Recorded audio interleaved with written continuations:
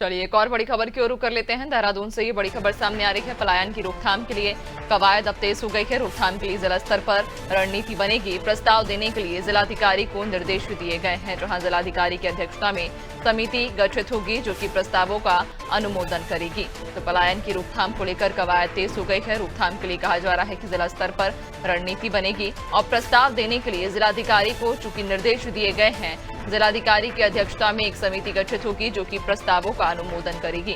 ज्यादा जानकारी लेंगे, सहयोगी सोनू लगातार हमारे साथ बने हुए हैं। सोनू, पलायन की रोकथाम को लेकर कहा जा रहा है कि कवायद अब तेज हो गई है और पलायन को रोकने के लिए अब स्थानीय सरकार हर संभव प्रयास भी कर रही है। देखिए नैन्सी, जिस तरह से पर्वतीय क्षेत्रों से पलायन हो रहा है, ये कहीं ना कहीं वैज्ञानिकों की भी चिंता का विषय है और सरकार के लिए भी एक चुनौती बनता जा रहा है। हालांकि सरकार के स्तर से प्रयास किए जा रहे हैं, शासन के स्तर से लगातार ये प्रयास किए जा रहे हैं कि आखिर किस तरह से रिवर्स माइग्रेशन जो है वो किया जा सकता है। तो अगर आप कुछ समय पहले के समय पर गौर करेंगे, कोरोना काल के दौरान, तो उस समय में तमाम जो उत्तराखंड मूल के लोग थे वो अपने गांव में वापस लौटे और कहीं ना कहीं सरकार ने इसको सकारात्मक नजरिए से देखा और सरकार अब इसका सर्वे भी करा रही है कि आखिर कितने लोग ऐसे थे जो अभी भी अपने गांव से ही कहीं ना कहीं जिनका लगाव है वो देखने को मिल रहा है और प्रवासी उत्तराखंडियों के सहयोग पर भी सरकार फोकस कर रही है।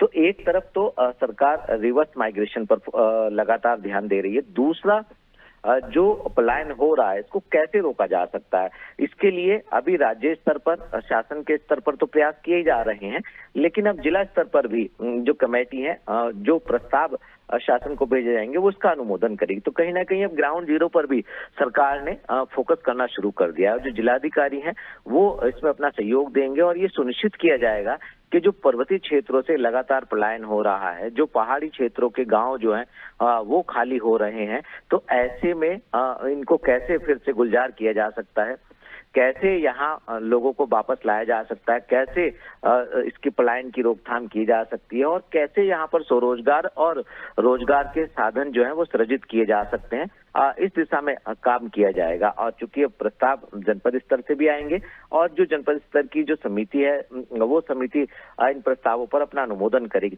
कुछ समय बाद हम देखेंगे कि जनपद स्तर पर भी ये कार्य जो है शुरू होते हुए नजर आने वाले हैं।